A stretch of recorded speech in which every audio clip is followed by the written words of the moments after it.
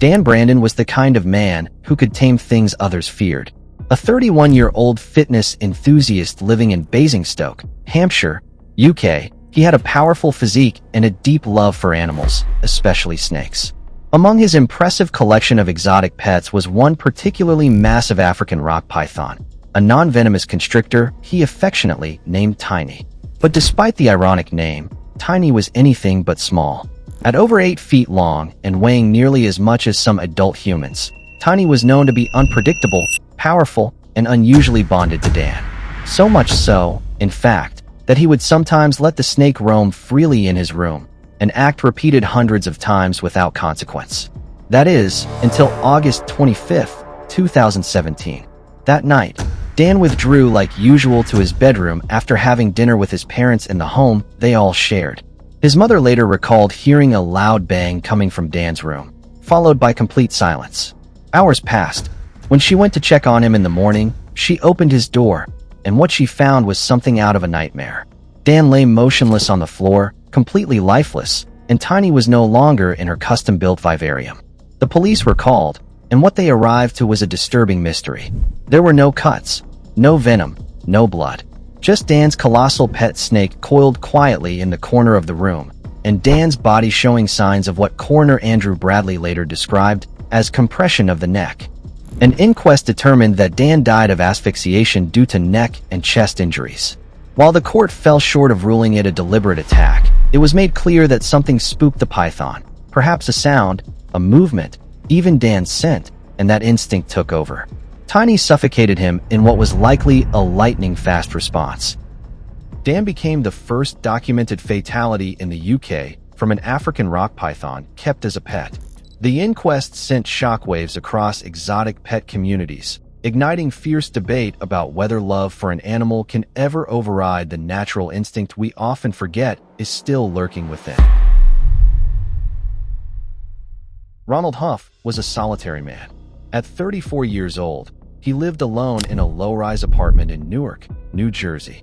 His neighbors knew little about him, except that he was quiet, reclusive, and had a strange fascination with reptiles. Over time, Ron had converted much of his small living space into a private jungle for his 6 adult Nile monitor lizards, each one capable of growing up to 7 feet in length and possessing powerful jaws capable of crushing bone and flesh.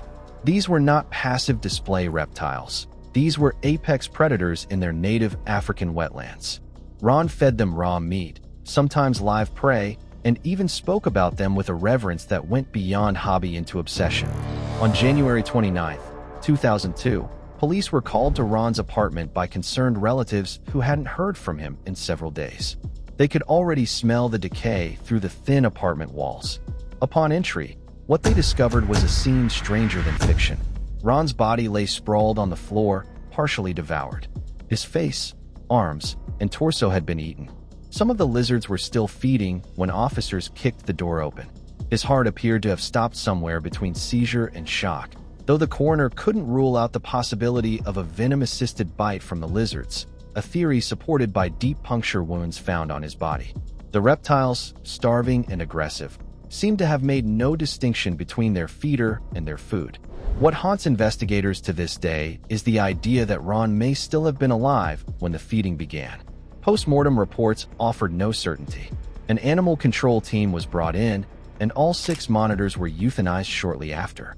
The apartment was condemned and biohazard treated, but the legend of what happened there continues to resurface in online forums and documentaries. Ronald Huff remains one of the few confirmed deaths in the United States by pets that not only had the means, but seemingly the motive to consume their owner once instinct took control. On August 25, 2015, the body of 18-year-old Grant Thompson was discovered slumped inside his car in a shopping center parking lot in Austin, Texas. It looked peaceful at first glance. No sign of trauma, no broken glass, not even blood. But inside the vehicle sat a silent killer that couldn't be seen. Grant was an experienced exotic pet handler. He loved reptiles as only another handler could understand, intimately, completely, and sometimes dangerously. At home, he kept several large snakes, including one illegally obtained monocled cobra, a highly venomous species known for its aggression and deadly neurotoxic bite. Authorities weren't aware that one was missing until they found a torn container in his room, and a call came in about a loose snake slithering through a nearby residential neighborhood. The chain of events leading up to his death began hours before. Sometime in the late afternoon, Grant had been handling the monocled cobra, perhaps transferring it or feeding it, when it lashed out. A single bite was all it took.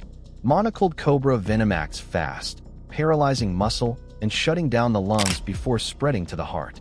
Inside Grant's car, investigators found vials of anti-venom he had procured in advance, either as part of his own safety protocol or out of recognition he was dancing on the edge. But the amount he had wasn't enough, and it wasn't administered in time. The cobra, meanwhile, escaped through a loose seal in the cage and made its way outside. Local police and animal control launched a full-scale search, alerting the public to a deadly reptile on the loose in an open community. Hours later, the snake was found, not in someone's backyard, not on a busy road, but dead, lying curled beneath a dumpster near the same shopping mall where Grant's car was parked.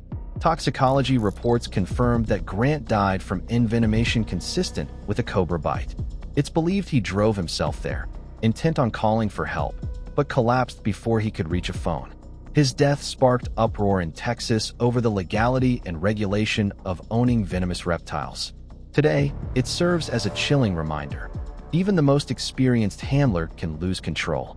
Because to a cobra, you are not a passionate collector or a lifelong caretaker. You're just another body, warm and vulnerable, all too easy prey for a strike measured in milliseconds.